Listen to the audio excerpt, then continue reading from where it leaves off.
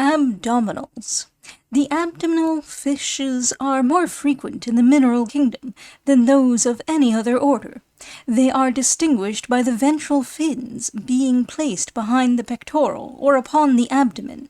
The remains of 3 species belonging to as many genera have been discovered in the Sussex chalk, all of which appear to differ from any previously noticed, either in a recent or fossil state.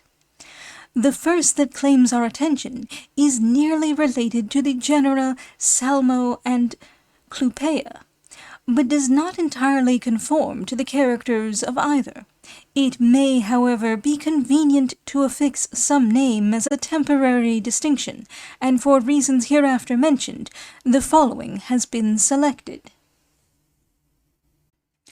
114. Salmo lewisiensis.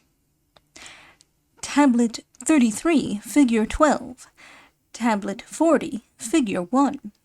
The body of this ichthyolite is of an elongated oval form and covered with smooth, delicate, semicircular scales. The trunk is subcylindrical, the back slightly ridged, and the abdomen rounded. The head, so far as can be ascertained from the specimens in my collection, appears to have been of an obtuse form. The eyes are placed high on the head. The mouth and jaws resemble those of the Salmo odo, but no vestiges of teeth are perceptible. The lips are rounded as in the perch, Perca fluviatilis. The opercula branchialia consist of 3 or 4 plates, and in one example 10 or 11 of the branchiostegous rays remain. The pectoral fins lie close to the gill covers and are composed of 7 or more rays. The ventral fins are attached to the abdomen, and each has 6 or 7 rays. The dorsal and caudal fins are unknown, but the small adipose fin or process, so constantly observable between the dorsal fin and tail in the recent fishes of the salmon tribe, is distinctly shown in one specimen. The ventral fins being situated behind the pectoral places this fossil fish in the order Abdominales, while the relative situation of these parts, the adipose dorsal appendage, the structure of the opercula, and the rounded form of the abdomen, prove its affinity to the salmo. The absence of teeth and the obtuse form of the head appear to distinguish it from the recent species. Tablet 40, Figure 1. The body of Salmo lewisiensis attached to a block of chalk. It contains some traces of the tail, but no vestige of the other fins remain. Tablet 33, Figure 12, represents the head of this ichthyolite. It exposes the jaws, part of the gills, temporal bones, etc. The specimens here figured present but little information concerning the structure of the original, and it is but very lately that the discovery of a most interesting example has enabled me to determine its characters with precision. In the fossil alluded to, the back of the animal is embedded in the chalk, but the abdomen, head, etc. are distinctly exposed. This fish lies 3 inches in relief, is 9 inches long, 2.5 inches wide between the pectoral fins, and 1 inch between the ventral, the latter being placed 3 inches below the former. The relative situation of these parts may probably have been altered by compression, but the specimen is so little distorted that the difference produced by this cause cannot be material. The head is considerably mutilated. It exhibits portions of the jaws, temporal bones, the plates of the opercula, and 10 or 11 branchiostegous rays on each side. The latter are spread out from beneath the opercula and meet under the lower jaw. Both the pectoral fins are preserved, The right one remains in its natural situation. The other is displaced and partly covered by the gills. Each is composed of 7 or 8 rays. The ventral fins consist of 6 or 7 rays and are partially separated from the body of the fish. The number, form, and situation of the dorsal fins cannot be ascertained without removing a considerable portion of the chalk and incurring the risk of injuring the specimen. The tail is altogether wanting. This magnificent fossil fish, probably one of the most interesting Great Britain has produced, was discovered too late for representation in the present volume. Locality: Lower Chalk, near Lewes. 115. Detached scales of fishes. Tablet 34, figures 1, 2, 3, 5, 6. With the exception of figure 6, which evidently belongs to the Salmo lewisiensis, the scales here delineated cannot with certainty be referred to any known species.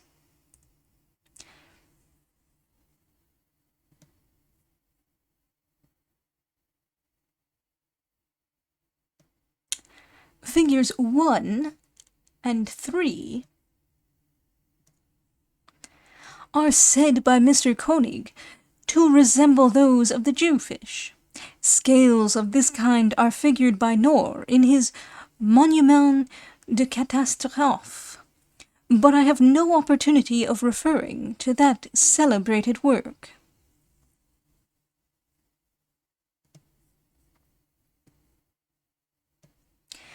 Figure 2, a scale with its process of attachment.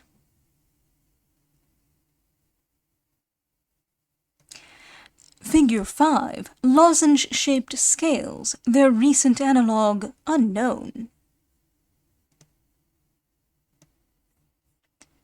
Localities: Upper and Lower Chalk, near Lewes. 116. Essex lewisiensis. Tablet 41. Figures 1, 2. Tablet 25, figure 13. Tablet 33, figures 2, 3, 4. The specimen represented in Tablet 41, figure 1, is one of the most remarkable fossils of the Sussex chalk. It is evidently the lower jaw of a fish, whose recent prototype is unknown. The dentature of the maxillae in certain species of Essex or pike is very analogous, and in all probability the interesting relic before us will hereafter be found to belong to an extinct or unknown species of that genus. The engraving conveys so accurate an idea of the original that a brief description will suffice. The jaw is nearly perfect and is attached to the chalk by the left side, the opposite portion lying in alto relievo. Notwithstanding the brittle nature of the specimen, the chalk has been removed from the interior, and the dentature on both sides is completely exposed.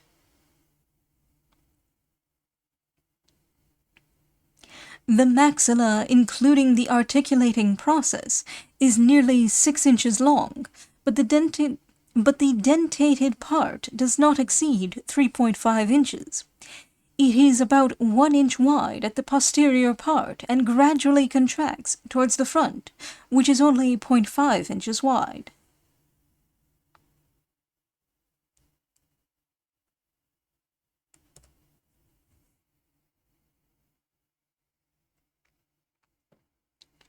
There are 12 teeth remaining, that is, 7 on the left side and 5 on the right. These are not fixed in sockets, but united to the jaw by ankylosis. They have a glossy surface and are exceedingly brittle. differing most essentially in this respect from those of the shark and other fishes previously noticed. The two anterior teeth are nearly an inch in length and possess a very peculiar form. They are broad at the base and suddenly contracting, terminate in a point. They are convex behind and rather channeled in front. See Figure 2, Tablet 41. The teeth on the left side, the uppermost row in the figure, are of various sizes, the two posterior ones being very short. They are not attached to the edge of the jaw, but to a longitudinal depression on its inner surface. The teeth on the right side are very irregularly disposed, and appear to have suffered some degree of displacement. 4 of them, including the anterior tooth, are affixed to the margin of the jaw, but the penultimate one is placed nearly 0.3 inch within the outer edge. Tablet 41, Figure 1, the lower jaw above described. Tablet 41, Figure 2, front view of the anterior teeth of the same.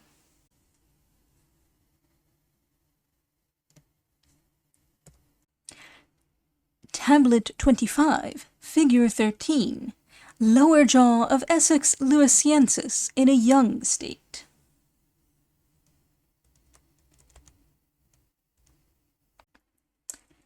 Tablet 33, Figures 2, 3, 4, detached teeth of the same. Localities, upper and lower chalk, near Lewis.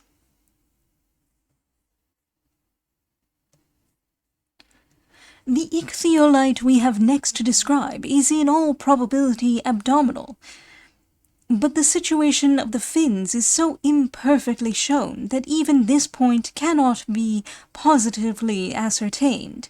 The determination of its generic characters is involved in still greater obscurity, since there does not appear to be any recent genus to which it can be correctly appropriated. It bears some affinity to the Antherina, Mugel, and Polynemus, but possesses characters obviously distinct from either of those genera.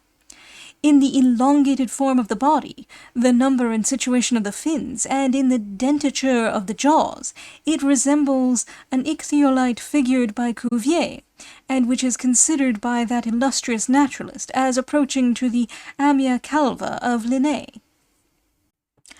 Both the fossils in question differ, however, from each other and from the recent species in many important particulars, and although it is probable they will hereafter be found to be but very remotely related, yet in the present infancy of oryctological science it may be excusable to retain them under the same genus, until their characters shall be accurately determined by the discovery of more illustrative specimens.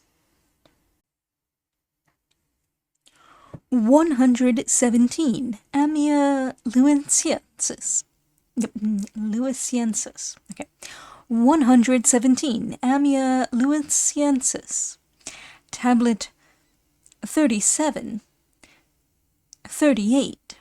The length of this ichthyolite generally exceeds 18 inches, the head being equal to 1/3 of the whole. The width is about 4.5 inches. The body is of an elongated form, slightly compressed, scaly, and reticulated. The scales are of a rhomboidal shape, and beset with numerous small, adpressed spines, producing a scabrous reticulated appearance, not unlike the surface of some kinds of ballistes. The head is angulated, the orbits large, the opercula smooth and rounded, the jaws dentated and nearly straight. The teeth in the upper maxilla are conical, pointed, and rather flat.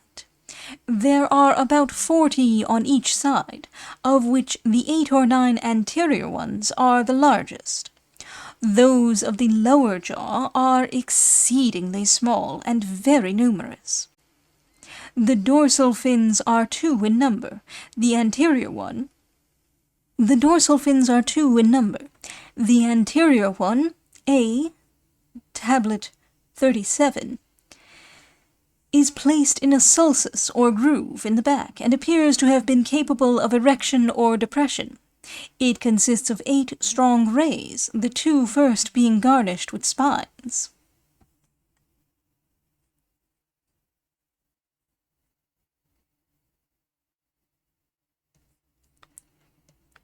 The posterior dorsal fin, B, tablet 37, is remote from the other and composed of numerous delicate rays. The pectoral fins are placed on the thorax, near the lower margin of the opercula.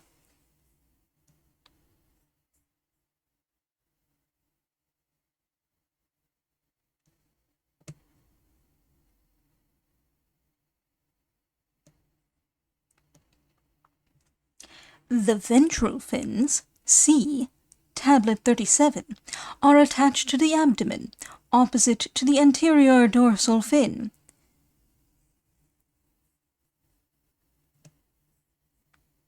The anal fin is unknown. The tail appears to have been rounded, but no perfect specimen of this part has been obtained. The tongue is occasionally preserved.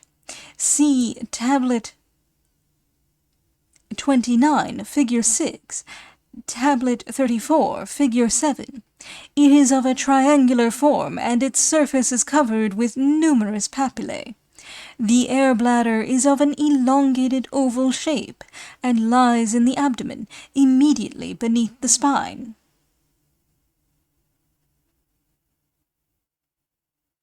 From the preceding description, which comprehends all that is at present known concerning this curious ichthyolite, the original appears to have borne some resemblance to the mugel. But its dentated maxillae, not to mention other obvious differences, distinguish it from the recent individuals of that genus. The structure and situation of the anterior dorsal fin and the reticulated scabrous surface of the body is similar to what is observed in some species of Balistes, but the fossil before us does not present the slightest analogy in any other respect to that tribe of fishes.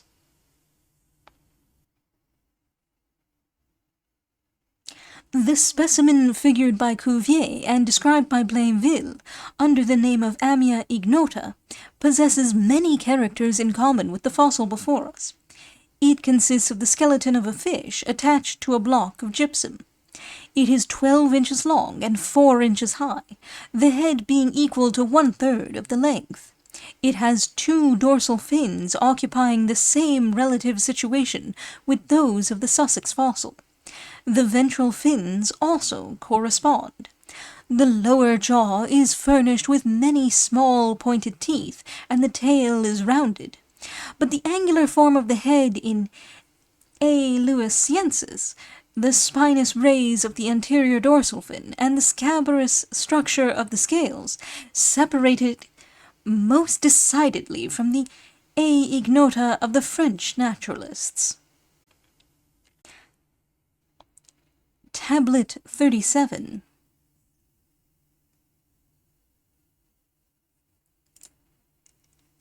A portion of the body of Amia lewisiensis. A. The anterior dorsal fin.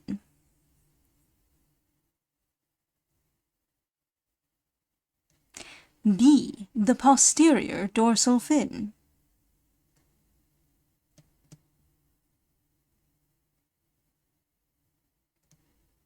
C. One of the ventral fins. The whole surface is covered with scales in an excellent state of preservation.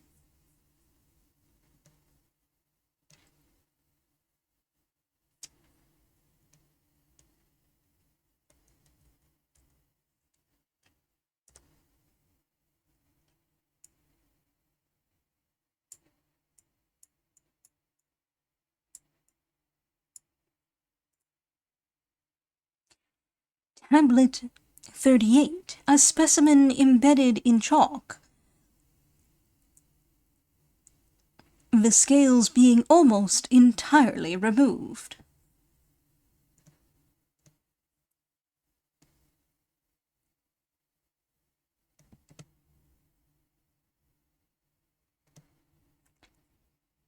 A. The lower margin of the orbit.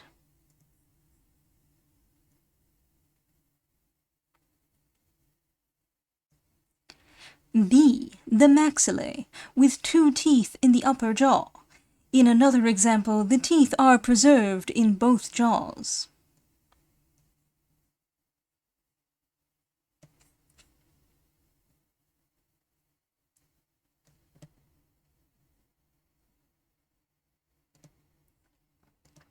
C. The impression of one of the opercula branchialia.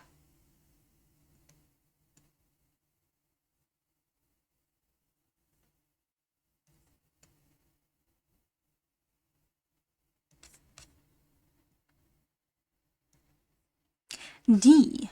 One of the ventral fins.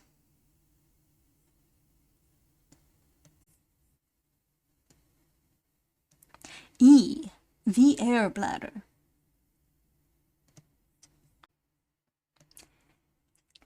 Tablet 29, Figure 6. The tongue detached from a large specimen. Tablet 34, Figure 7. A vertical section of the head, the tongue remaining in situ. Locality: Lower Chalk, near Lewis. 118. The lower jaw, vertebra, etc. of an unknown fish. Tablet 42.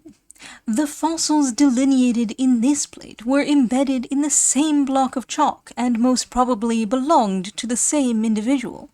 They consist of part of the lower jaw, several tusks or defenses, a vertebra, and a cylindrical bone. The jaw, figure 1, of which the right side only remains, is attached to the chalk by its inner surface, the exterior being exposed. It is 5.5 inches long, 1.2 inch wide, and 0.5 inch thick in front. It contains 12 smooth pointed teeth. These are slightly convex, very brittle, and possess a glossy surface.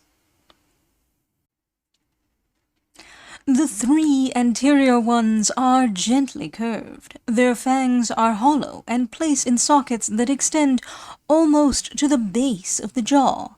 The 9 posterior teeth are of a lanceolate form and probably destitute of fangs, appearing as if attached to the jaw by ankylosis.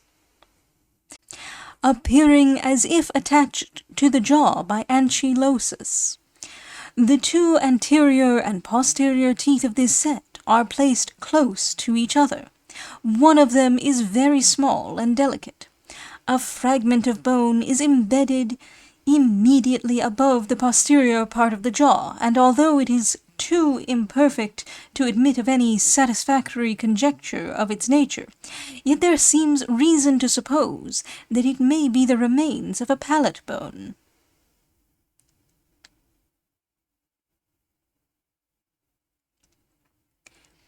The specimens figures 3 and 4 are corresponding portions and were by accident broken from the front of the jaw, but the edges of the respective pieces were so much mutilated that I have been unable to ascertain the precise situation they originally occupied.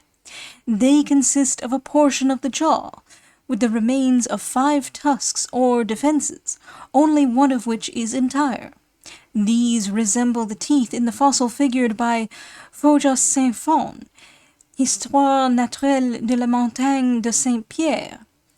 Tablet 19, figure 10, which that distinguished naturalist describes as portion de machiore d'un poisson inconnu. The vertebra, figure 2, is deeply concave on both sides, and the inner surface is marked with numerous annular ridges. A small portion of the spinous process still remains. The bone, figure 5, is cylindrical in the center, but the two extremities are nearly flat and extend in opposite directions. These parts have suffered so much from compression that it is scarcely possible to ascertain their original shape. It seems probable that they were once convex and formed articulating surfaces. If this opinion be correct, the bone may, perhaps, have been a humerus. Of the nature of the original animal, I must confess myself incapable of offering any satisfactory conjectures. The fangs of the anterior teeth, like those of the crocodile, are hollow, fixed in sockets, and not attached to the jaw. But their smooth, polished surface and flattened form separate them most decidedly from the animals of that tribe. The posterior teeth are affixed to the edge of the jaw, a mode of dentature observable in many kinds of fishes. The structure of the vertebra is decidedly that of a fish, the conical cavities being very deep, and it possesses the annular markings so constantly observable in the vertebrae of fishes. The cylindrical bone is too much injured to allow of any correct inference being drawn from it. From these circumstances, it seems probable that the remains before us are those of an osseous fish of a species, and perhaps a genus, distinct from any previously known. Locality: Upper Chalk, near Lewis.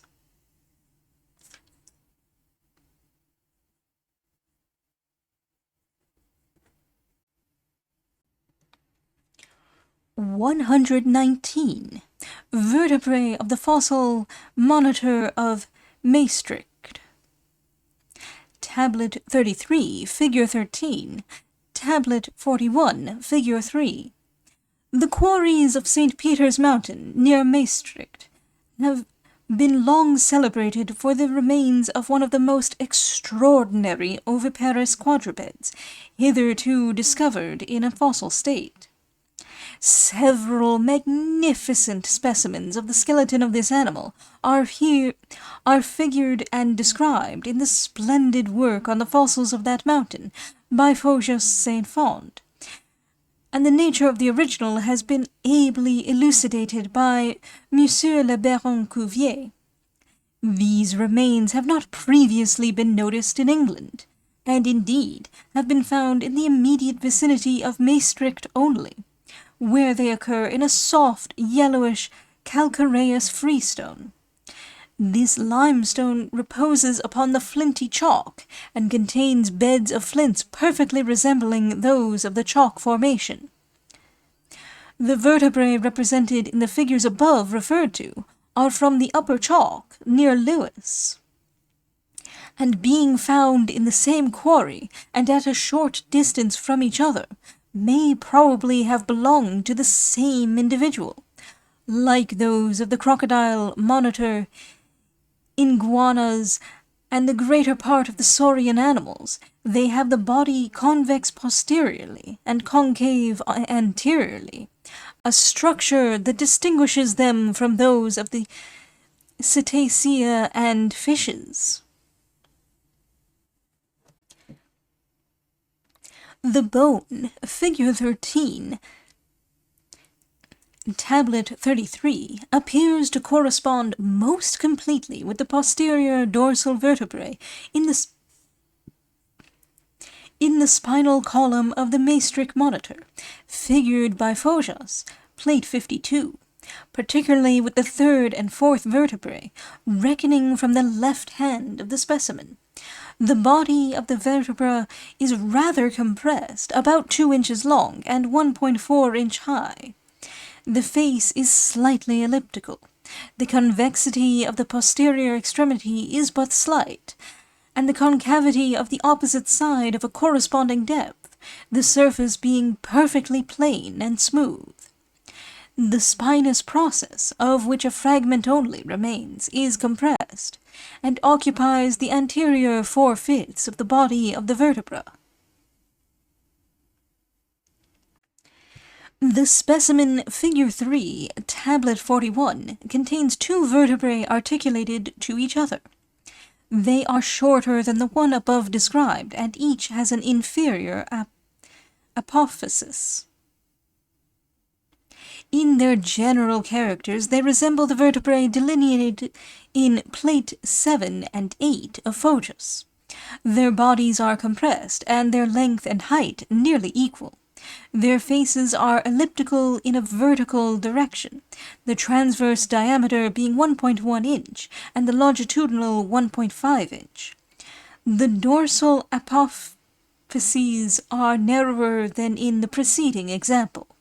The inferior apophysis is strong and rounded at the base, and suddenly contracts into a spinous process, which when entire was probably several inches in length. As this appendage is placed rather laterally, it was suspected that another might exist on the opposite side, and that the union of the two would form a triangular bone, corresponding to the l'os en chevron of the crocodile and other animals of the lizard tribe. To ascertain this point, the chalk was removed so far as was practicable, but not the slightest trace of another process could be discovered. This circumstance puzzled me exceedingly, and the difficulty of explaining it was increased upon perceiving that the apophyses in question were perfectly ankylosed to the bodies of the vertebrae, and not united by suture as in the recent Lacertae. A careful perusal of Cuvier's observations on the osteological characters of the monitor of Maastricht enabled me, however, to explain this apparent want of agreement in a very satisfactory manner. The researches of that philosopher have shown that the posterior caudal vertebrae possess the structure here described. L'os en chevron n'y est plus articulé, mais soudé, et fait corps avec elle. The situation of this inferior process presents also another striking proof of the identity of the vertebrae before us with those of the Maastricht monitor. In the lizard tribe in general, the chevron bone is placed at the junction of the vertebrae, and in the monitor at the posterior part. But in the animal of St. Peter's Mountain, it is attached to the middle of the vertebrae, as in the specimens before us. That the reader may form his own opinion upon this interesting subject, Cuvier's anatomical description of the vertebral column of the Maastricht animal is here subjoined.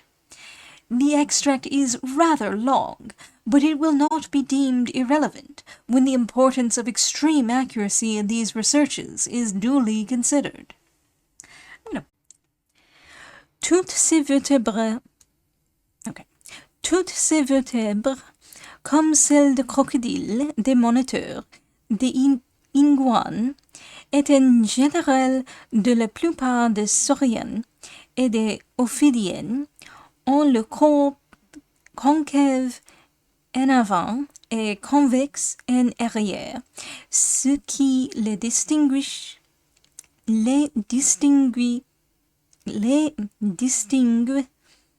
déjà notablement de celles de cétacés qui l'ont à peu près pleine, et bien plus encore de celles des poissons où il est rehaussé des deux côtés en cône concave.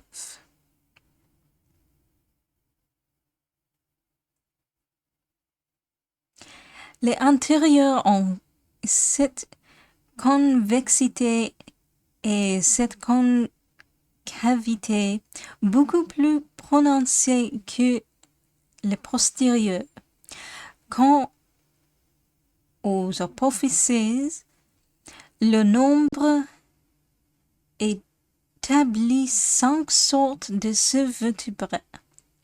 vertèbres. Les premières ont une apophyse épineuse supérieure, longue et comprimée, une inférieure terminée par une concavité, 4 articulaires dont les postérieures sont plus courtes et regardées de dehors, et 2 transverses, grosses et courtes. Ce sont les dernières vertèbres du cou et les premières du dos. Le corps est plus long que large et plus large que haut. Les faces sont un ovale transverse ou une figure de ring. D'autres ont l'apophyse inférieure des moins, mais ressemblent aux précédentes pour le reste. Ce sont les moyens du dos. Il en est ensuite qui n'ont plus d'apophyse articulaire. Ce sont les dernières du dos, celles des lombes et les premières de la queue. Et leur place particulière se reconnaît à les apophyses transverses qui s'allongeant et s'aplatissant. Les faces articulaires de leur corps sont presque triangulaires dans les postérieures. Les suivantes ont, outre leur apophyse épineuse supérieure et les 2 transverses, à leur face inférieure 2 petites facettes pour porter l'os en chevron. Les faces articulaires de leur corps sont pentagonales. Puis il en vient qui n'est différent des précédentes que parce qu'elles manquent d'apophyse transverse. Elles forment une grande partie de la queue et la face de le corps sont une ellipse d'abord transverse et ensuite de plus en plus comprimée par le côté. L'os en chevron n'y a plus articulé mais soudé et fait corps avec elle. Enfin, le dernier de la queue finissant par n'avoir plus d'apophyse du tout. À mesure qu'on approche de la fin de la queue, le corps de vertèbre s'est raccourcissant et presque, dès son commencement, ils sont moins longs que larges et que hautes. Leur longueur finit par être moindre que leur hauteur. From this investigation, I think we may, without hesitation, refer the vertebrae before us to the fossil animal of Maastricht. The specimen Tablet 33, Figure 13, is evidently one of the posterior dorsal vertebrae. Those represented in Tablet 41, Figure 3, are 2 of the posterior vertebrae of the tail. In conclusion, it may be observed that Cuvier has ascertained that the original animal formed an intermediate genus between the lizards with a long and forked tongue, including the monitors and common lizards, and those with a short tongue and dentated palates, comprising the iguanas, marbs, and anoles. This genus, he thinks, would only have been allied to the crocodile by the general characters of the lizards. The length of the entire skeleton appears to have been nearly 24 feet, the head being equal to a sixth of the whole length.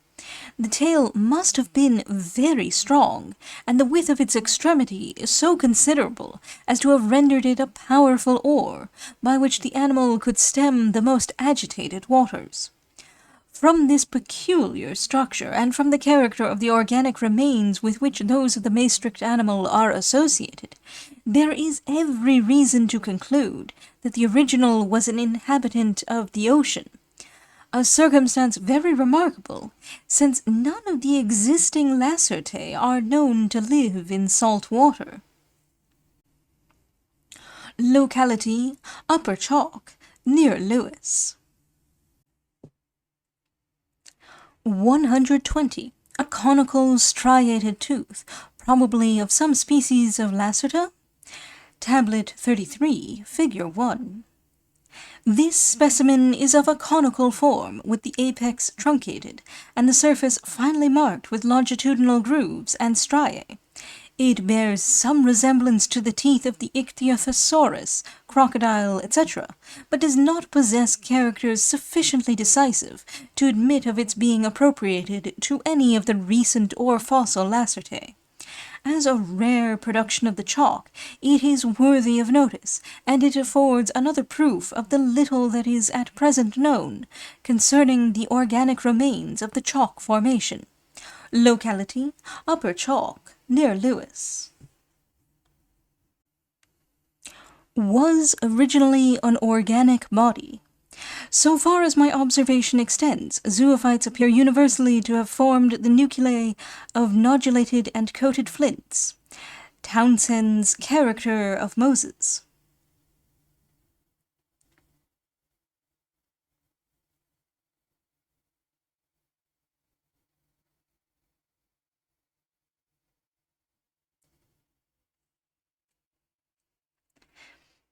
Of which we have remarkable instances in the boiling springs of the geyser in Iceland. The depositions of siliceous tufa, or chalcedony, formed by the boiling springs of the geyser in Iceland, are well known. These waters contain 31.38 of silex per gallon. See Travels in Iceland by Sir George Stuart Mackenzie. Bart Quarto, Edinburgh, page 389.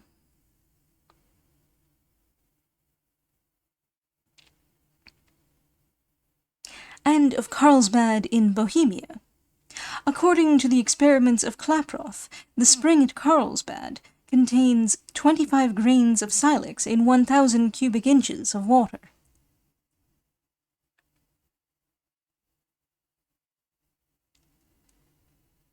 Since this earth occurs in a large proportion in the mineral waters of our own island, the mineral waters of Bath contain 20 grains of silex in 10 pints and a half.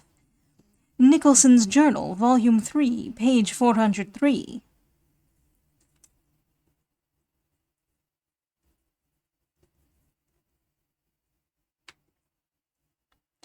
Consists almost entirely of silex.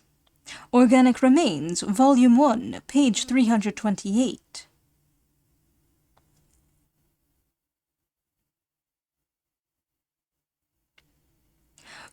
Is rendered evident by the cavities left either in these nodules or in the fossils, being generally lined with quartz crystals. Geological Transactions, Volume 1, page 350. Upon this subject Dr. Berger. Geological Transactions, Volume 1, page 96.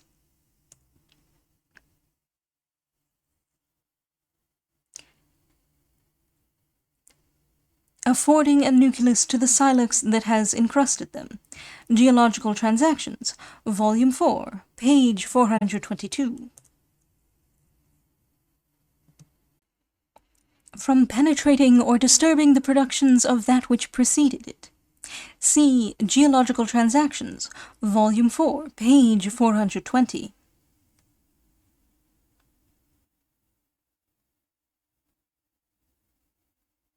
And the fragments afterwards enveloped in another and more recent stratum of chalk. As connected with the history of the formation of siliceous nodules, I cannot refrain from noticing in this place the extraordinary circumstance of coins and other antiquities having been found enclosed in them. In Schneider's Topological Minerals,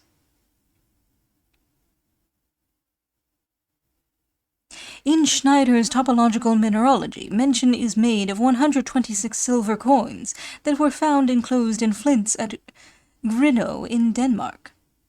Phillips' Mineralogy, 2nd edition, page 12. It is, however, much to be regretted that no description is given of the coins, nor any conjecture offered of their probable age, since if the account be correct, the determination of that circumstance would fix a certain date to one era, at least, of the formation of flint. Mr. Knight Spencer, in a letter published in Bakewell's Introduction to Geology, Bakewell's Introduction to Geology,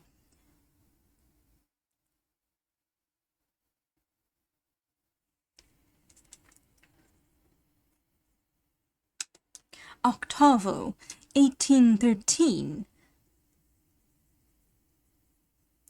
page 338, relates the following interesting story, and which, from its authenticity, may be considered as decisive of the comparatively recent formation of flint in certain situations.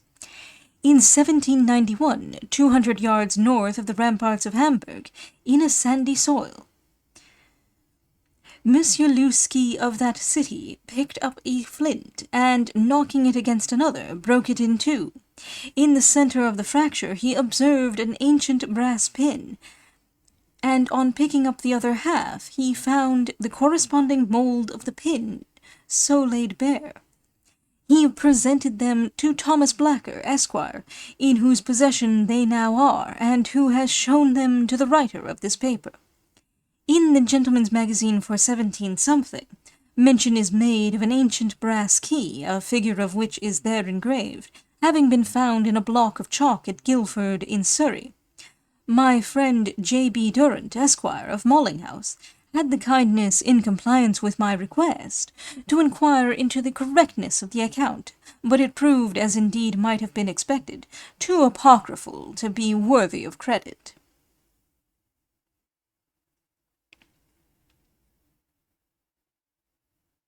And terminate in the magnificent promontory of Beachy Head, which is nearly 600 feet above the level of the sea.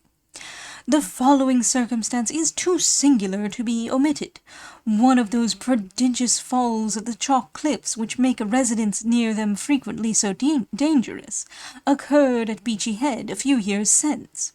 The clergyman of East Dean was walking on the brink of the precipice, when he perceived the ground to be sinking from under him, and although he had the presence of mind instantly to rush from the impending danger, a deep chasm had formed at some distance from the edge of the cliff, over which he had escaped but a few moments before the mass of chalk upon which he had been standing, to the extent of 300 feet in length and 80 in breadth, fell with a tremendous crash into the sea. Geological Transactions, Volume 2, page 191.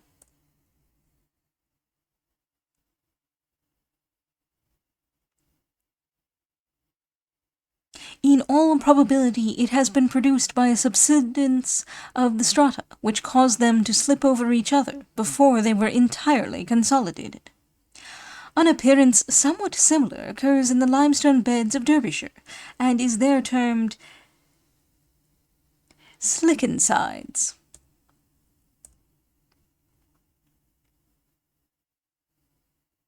Had the beds slid sensibly.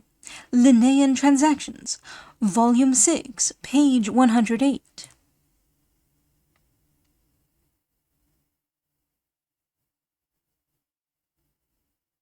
An appearance somewhat analogous is observable on the north side of the chalk hill on which the church of St. John, sub Castro in Lewis, is situate. A circumstance somewhat similar is mentioned by Monsieur M. Cuvier et Messieurs Cuvier and Brogniart. These naturalists remark that in the beds of the lower marine formation, and particularly in those of Liancourt, natural wells of considerable size are sometimes found, filled with farraginous and sandy clay, and water-worn siliceous pebbles.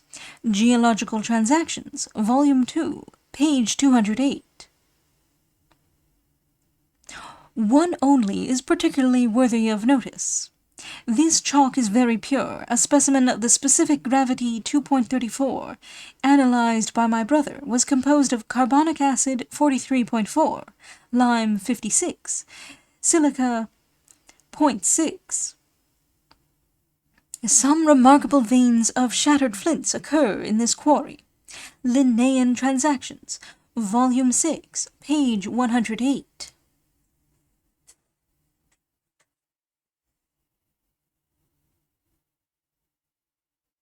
But merely to describe the appearance. Linnaean Transactions, Volume 6, page 108.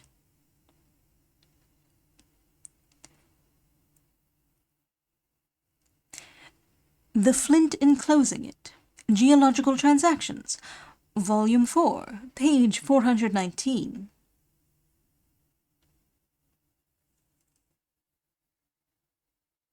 Are encrusted by this variety of calcareous spar. From the correspondence of J. Hawkins, Esquire.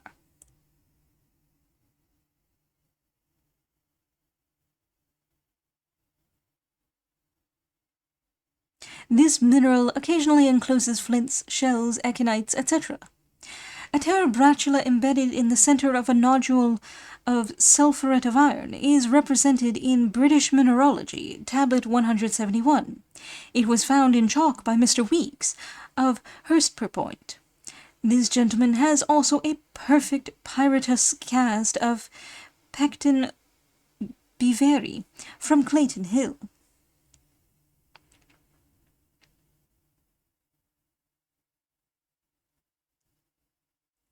The fossils of the French chalk have been described by Messieurs Cuvier and Borgnard.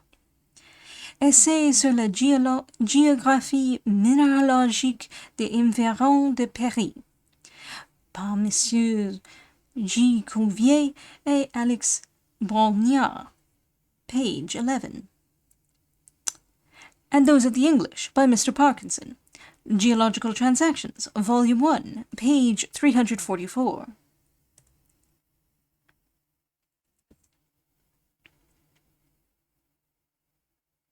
The more compact specimens possess the appearance and texture of charcoal. It seems probable that the brown or blackish-brown substance discovered in the Suffolk chalk, and which sometimes has the appearance of a sooty powder, and is occasionally fibrous, Phillips' Geology, edition 1822, page 72, is wood in a state of decomposition.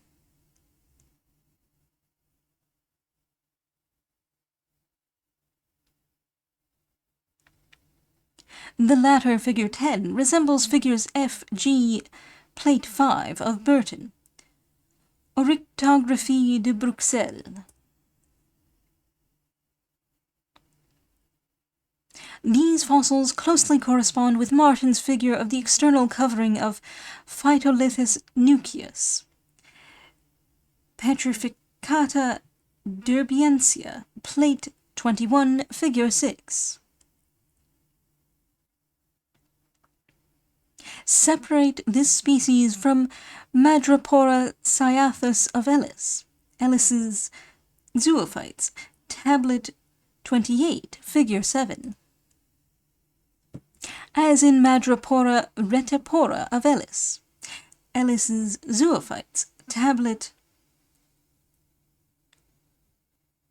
44, figure 3. But if we restrict the term to the fossils that agree with the Linnaean definition, Alcyonium general characteristics, body fleshy, gelatinous, or spongy, with an external skin full of openings, possessed by oviparous tentaculated hydrae, the stirps fixed.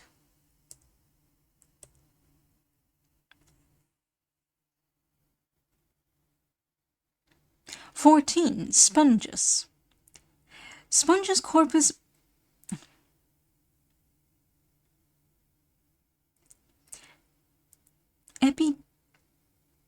epidermidae porosa tectum, protuberantis interdum conicis, oculiferis, It approaches the genus Spongia, from which it differs in being invested with an epidermis and in having had the power of contraction. The epidermis, as well as the oculi, are often destroyed in the process of mineralization. Extract of a letter from Charles Koenig, Esquire, of the British Museum, to the author. So accurately described by the late Reverend J. Townsend of Pusey. Character of Moses, 2 volumes, quarto, 1813, and by Mr. Parkinson. Organic Remains, Volume 2, pages 125-126. And these examples are more or less deeply colored with an ochreous or ferruginous stain. Mr. Townsend remarks that many of these fossils are compressed, and others have their margin folded back without being fractured. On the other hand, there are numbers which have evidently been fractured and have sharp edges. The former are probably sponges of the infundibuliform species. The latter, I am persuaded, are cup corals. Such were the corals of Monsieur Guittard, as appears by the Memoirs of the Academy of Paris for the year 1751.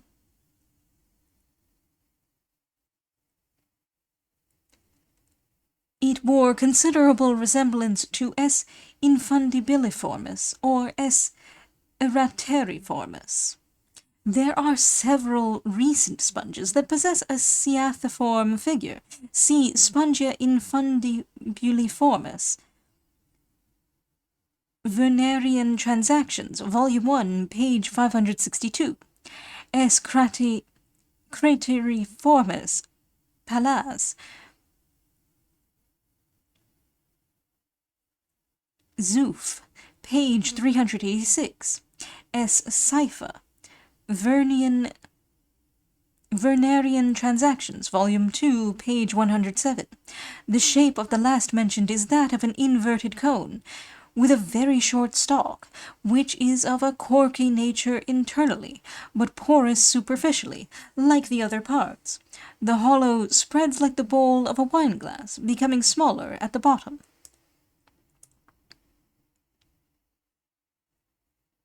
But possesses characters that separate it from both. It very closely resembles a fossil in the British Museum marked Flustra, from New Holland.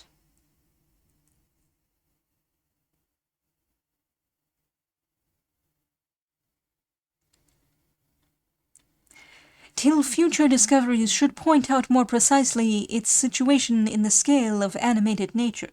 Linnaean Transactions, Volume 11, page 401. 18. Ventriculites radiatus. In my geological correspondence, I have been accustomed to distinguish this species by the specific name of coniformis, but as the funnel-like form is common to the whole genus, the term is manifestly improper. That of radiatus is here substituted, the radiating manner in which the fibers of the external integument are disposed, appearing to be peculiar. I would sing a lullaby, but I don't remember any. The fibers are solid. A different opinion is entertained by Miss Bennet, who assures me that in several Wiltshire specimens in her possession the fibers are hollow. I have not, however, been able to detect such a structure in any of the numerous examples that have been submitted to my examination.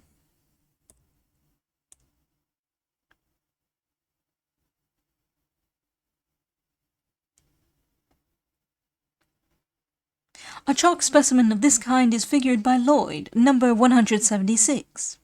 It is thus described.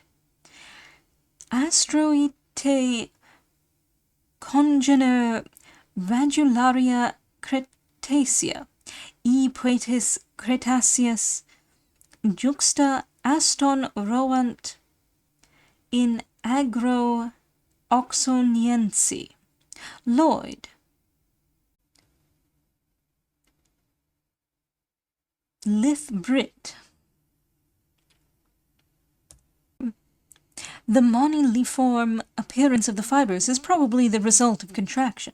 The flint represented in Sowerby's British Mineralogy, Tablet 215, Figure 3, is a siliceous specimen of the stirps of this species, but it is drawn in an inverted position. The perforations in the upper part of the figure are the apertures through which the radical processes passed.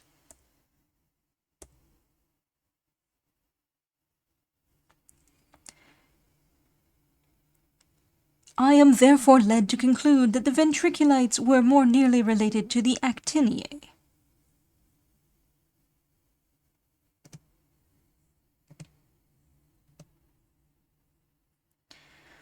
The following interesting fact was communicated to me by George Cumberland, Esquire, of Bristol, a gentleman well known for his various communications on subjects connected with geology, and as it offers a pleasing illustration of the manner in which the nutrition of the softer zoophytes is effected, it is here inserted.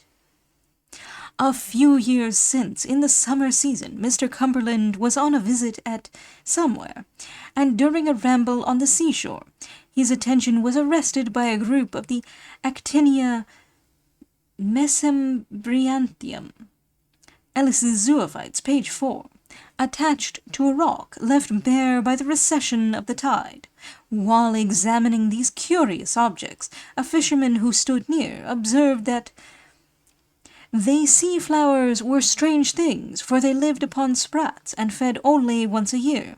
And upon Mr. C. expressing his surprise at the remark, his informant assured him that the fact was indisputable and might be easily verified in the sprat season. Determined to investigate the subject, Mr. C. marked the spot to which the zoophytes were attached, and upon revisiting it in the autumn of the following year, the small disciform actiniae were no longer to be seen, but their place was occupied by several elongated cylindrical bodies, several inches in length, and without any perceptible aperture. He immediately detached one of them from the rock, and upon slitting it open, found that it contained the remains of a sprat, Clupea spratus, in a partially digested state, and that these unknown bodies were in fact the actiniae, enormously distended. Subsequent observations convinced him that after a certain period the animal rejected the undigested remains of the fish, and subsequently contracted into its original shape, remaining in a quiescent or torpid state till the next season, when its annual repast was renewed.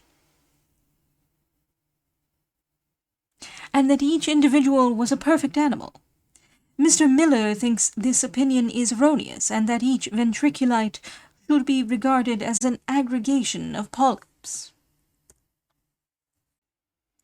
The broad, smooth border of the ventricular cavity. It must, however, be remarked that the thickness of the perioites of this species renders it probable that its powers of contraction and expansion were very inconsiderable. In this respect it resembles the coonites, but the reticulated external integument and the structure of the inner surface seem to warrant its being retained in the present genus.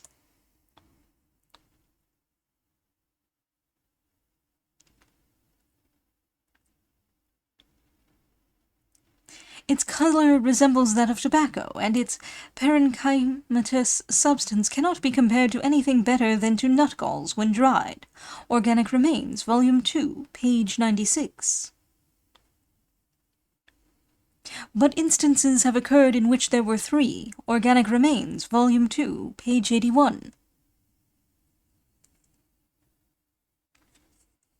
And these appear to be an essential character of the genus. Lunalites. A characteristics general.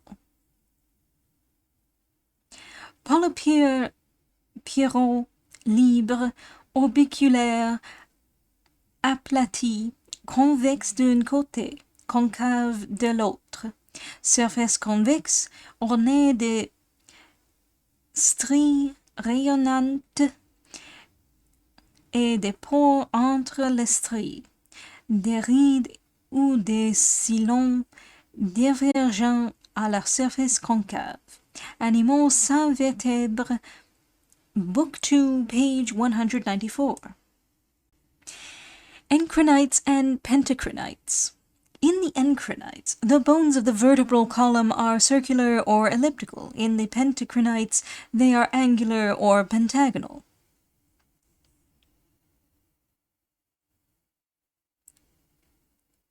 Composed of an immense number of crustaceous articulated plates and ossiculae. Mr. Parkinson has shown that upon a moderate calculation, the lily encrinite must have been composed of nearly 30,000 distinct bones. Organic Remains, Volume 2, page 181. By which the animal was fixed to other substances.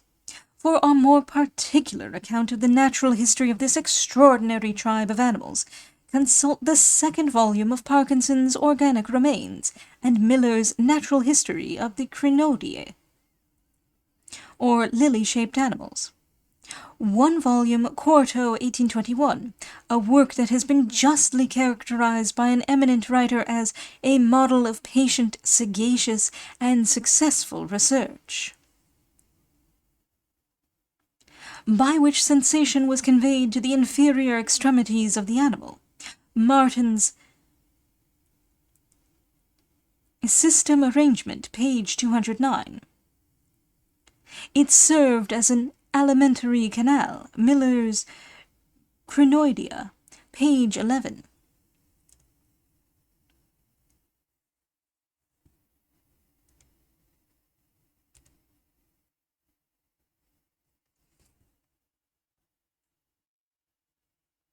The markings on the plates being the effects of its action. Miller's Natural History of the Crinoidea, page 137.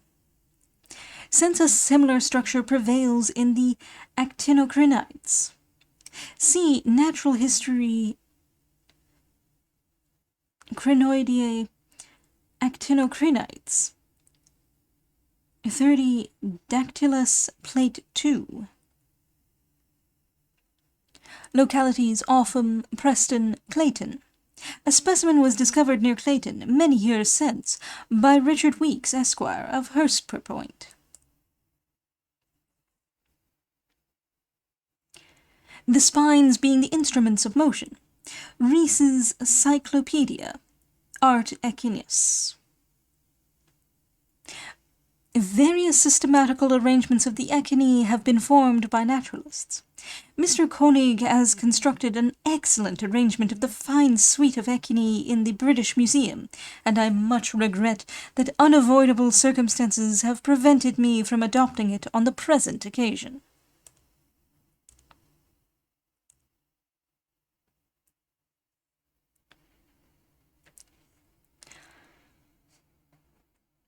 Are encrusted with rhombic crystals of carbonate of lime. Scylla, Tablet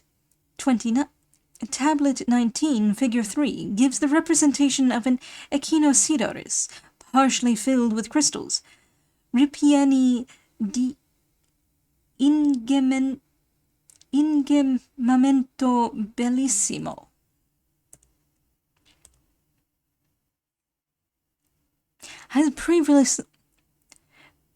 The other specimen, Figure 13, has previously been described as the spine of Sidoris papillata. The teeth of echini have been discovered in the chalk near Brighton, and I remember seeing several specimens collected in the vicinity of that town a few years since, but I have not been able to obtain a single example either for description or representation.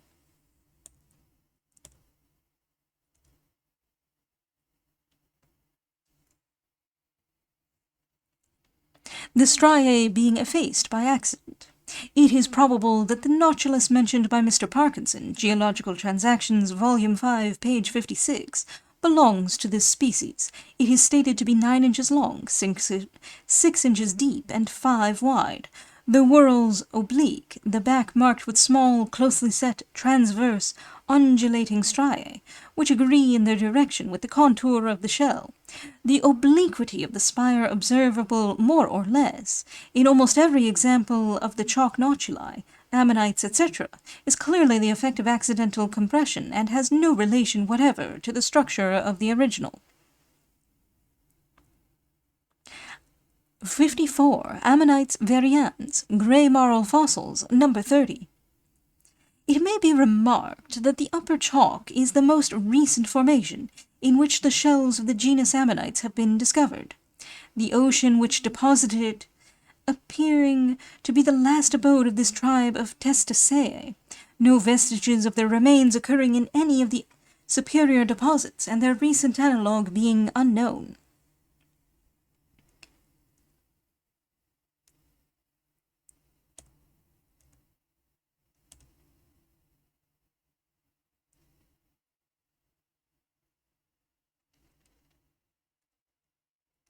This and the species last described are the largest ammonites of the chalk formation.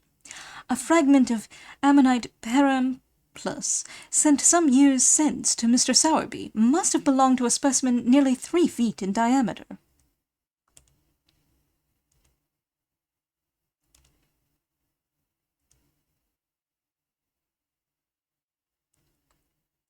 Give it a peculiar neatness. Mineral Conchology, Volume 1, page 184. In many parts of England, specimens of this kind are figured by Parkinson, Organic Remains, Volume 1, Plate 8, Figure 9. They are very abundant in the London clay. Some of the finest examples known were collected by the author on the banks of the Regent's Canal.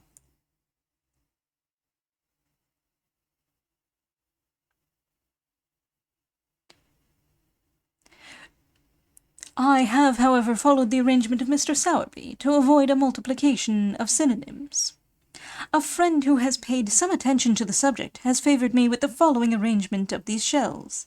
Terebratula undata, Mineral Conchology, Tablet 15, Figure 7, 8, 9. Specific characteristics. Obovate, both valves convex, smooth. Margin of the front either straight or depressed, undulated on each side, beak produced. Var A subundata, Figure 7, longer than wide, front straight, valves equally convex. Var B intermedia, Figure 8, rather depressed, longer than wide, larger valve most convex. Front undulated, undulations extending upon the valves. Var C semiglobosa, Figure 9, subglobose, length, width, and thickness nearly equal, front margin undulated. The above descriptions refer to those specimens which present the most striking differences. It would be easy to select examples of every intermediate gradation of form.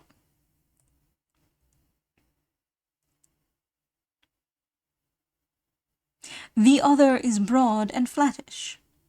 Elements of Conchology, page 142.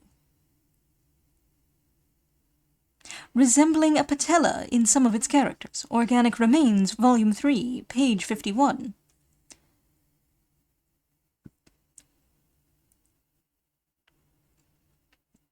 But fragments of the hinge having been subsequently presented to their examination, they were led to doubt the correctness of their former opinion. Il n'est pas sûr que les gros fragments pleins de 12 mm d'épaisseur et à texture striée qu'on trouve dans le craie appartiennent à ce genre de coquilles. Nous avons vu chez Monsieur de France des portions de charnière qui indiquaient un autre genre. Geography minérale des environs de Paris, page 11. Perfect specimens of this fragile tribe of shells are so exceedingly rare that even at the present time the distinguished naturalists above mentioned have not been able to obtain an example in which the structure of the hinge is satisfactorily shown. In a recent communication from Monsieur Brognard, that gentleman remarks, Je suis extrêmement embarrassé pour déterminer les coquilles fibreuses si communes dans la craie et dont vous avez représenté diverses parties dans votre planche. 28. Non, 27. J'ai voulu aussi faire figurer cette coquille, mais n'ayant pas eu le bonheur d'en avoir des échantillons assez entiers, j'ai été forcé de me contentir des fragments et de donner la copie de votre figure planche 27.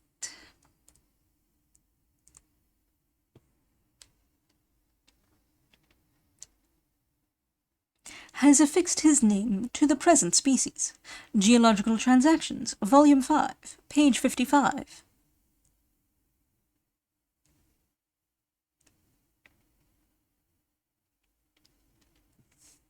These curious bodies were first noticed by Mr. Parkinson. Organic Remains, Volume 2, pages 75-76.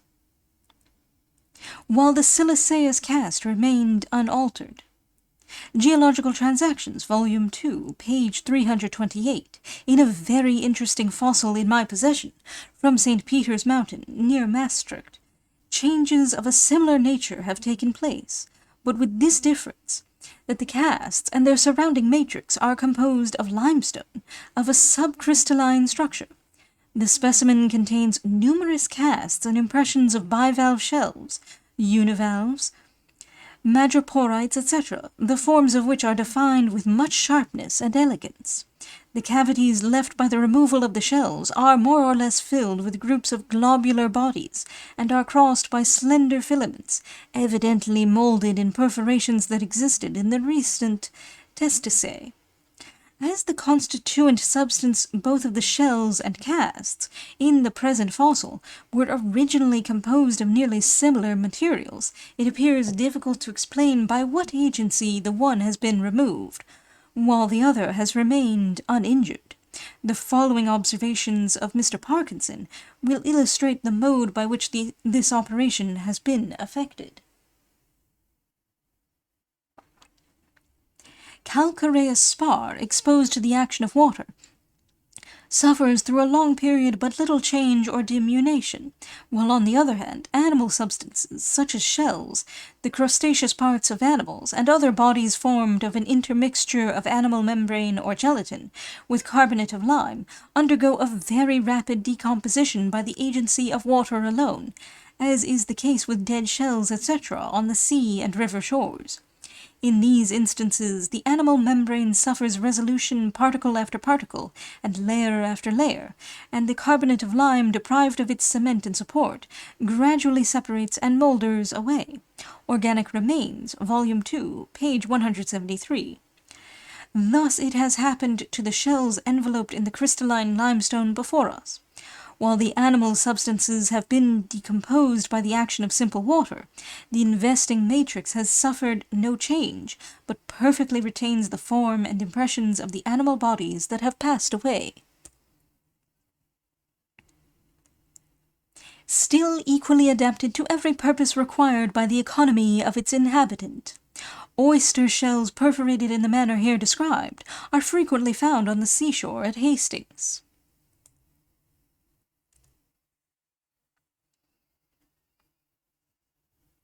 Localities: Upper Chalk, near Lewis, and Houghton. A specimen containing the chelate hand claws and the extremities of 2 legs has lately been discovered in the chalk near Houghton, in western Sussex, by Mr. Frederick Sargent, of Wool Lavington. To the kindness of John Druitt, Esquire, of Peppering, I am indebted for an excellent lithographic drawing of this interesting fossil.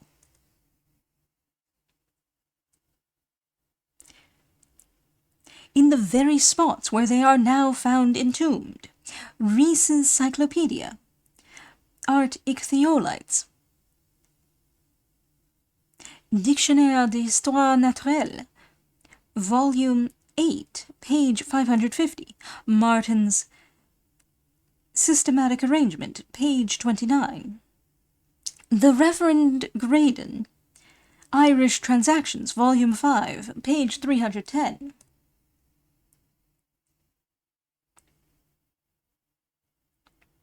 They are thus described by Blainville. Nouveau Dictionnaire d'Histoire Naturelle, Volume 28, Art Ichthyolites. 101. Teeth of the Squalus Mustellus. A specimen of the recent animal, about 6 feet long, was caught a few years since off New Haven. The head came into my possession and enabled me to compare the fossil with the recent teeth. The correspondence between them was most complete, and left no doubt of their having belonged to the same species of Squalus.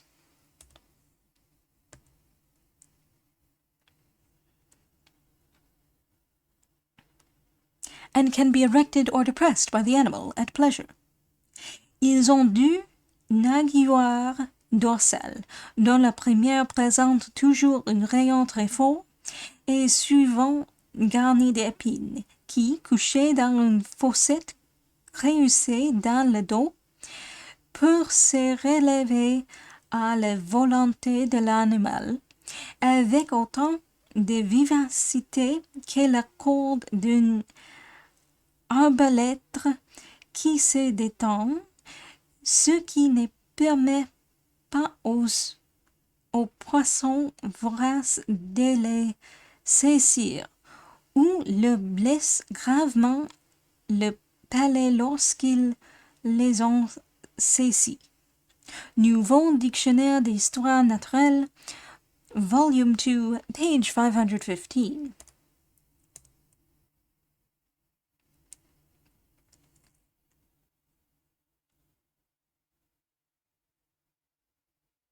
In its surface being marked with oblique, finely serrated sutures. I am informed by Mr. Koenig that a similar structure is perceptible in the fin figured by Townsend, which is now in the British Museum. They appear to have constituted the covering of the entire roof and base of the mouth. These teeth are termed by Mr. Miller dentes tritores. They differ from the molars in not being affixed to the jaws. He supposes them to have been attached to the palate bones, os hyoides, etc., of the fish of the genera Diodon and Balistes. It was their office to crush the food, fishes generally having teeth of detention in their maxillae. Localities, Upper and Lower Chalk, in every quarry of the South Downs. About 2 years since, a block of chalk, containing upwards of 100 of these bodies, was discovered by the workmen in Offham Pit. It was sold to a stranger, or its representation would have formed a splendid embellishment to the present volume.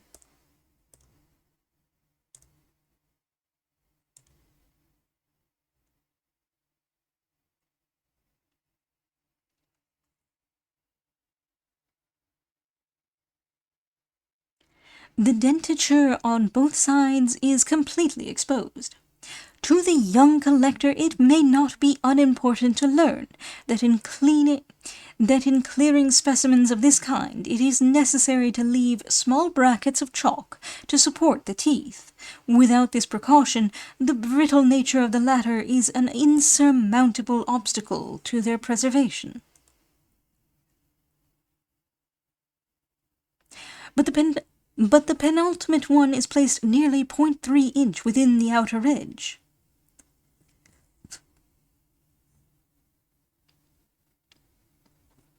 Whether this is the result of accident or of original conformation cannot perhaps be determined. It is not, however, improbable that the original may have been provided with 2 sets of teeth in each maxilla, the outer row being attached to the margin of the jaw, and the inner set to a depression on the inner surface, the teeth of the latter being placed opposite to the intervals left between those of the former.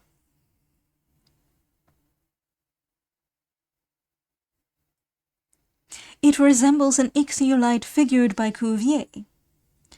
Fossils de Paris, reptiles et poissons, figure 13. As approaching to the Amia calva of Linné. The Amia calva is a freshwater fish, inhabiting the rivers of Carolina. Immediately beneath the spine, it may seem scarcely credible that a part of such delicate structure should be preserved in a mineralized state. Yet the fact is unquestionable. I have 3 specimens in my collection in which it is clearly shown.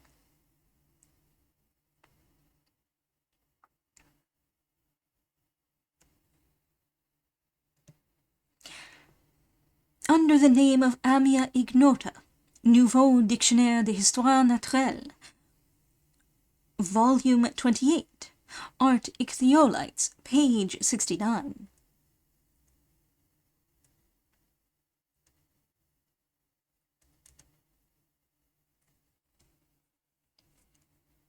Le longueur finit par être moitié moindre que leur hauteur. Animaux fossiles, Volume 4, Animal Domestic, page 2021.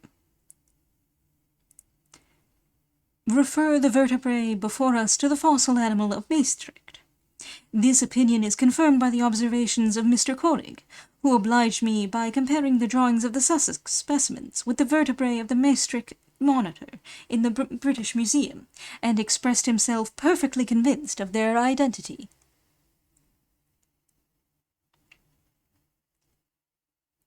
None of the existing Lacertae are known to live in salt water. See Cuvier's interesting description of the remains of the animal of Maastricht. Animal Fossile, Volume 4.